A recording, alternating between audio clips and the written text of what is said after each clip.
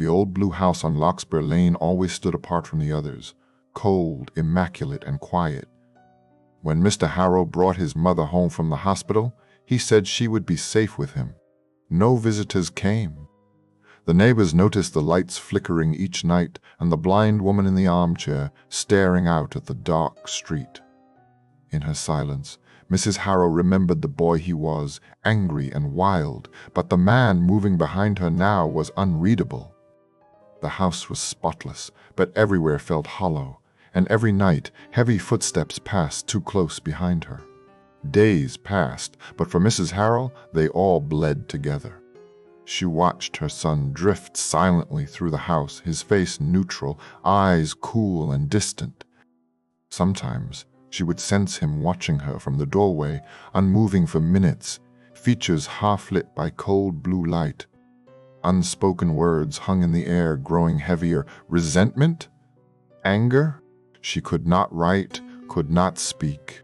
He never raised his voice. He did not need to. That made his quiet all the more terrifying. She began to wonder, was he keeping her here or caring for her? One stormy night, as Mrs. Harrow tried to sleep, she heard a slow, dragging sound on the floor outside her bedroom. Her heart hammered. In the hallway, she glimpsed her son standing with his back to her door, whispering. Was he speaking to someone or something she could not see? The air felt thick, every shadow a threat. He turned, face strangely blank, and his voice finally broke the silence.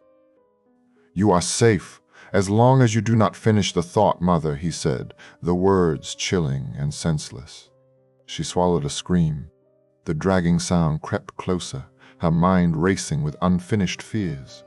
By morning, the storm had passed, and the house was quieter than ever.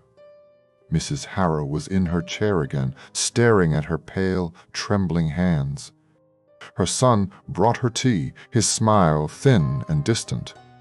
They sat in silence, shadows stretching across the room as the clouds thinned, letting in a weak, cold light. But every now and then, she heard the faintest whisper, echoing in the quiet, unfinished thoughts, fears waiting for an end. She glanced at her son and realized she would never really know what or who she was truly afraid of.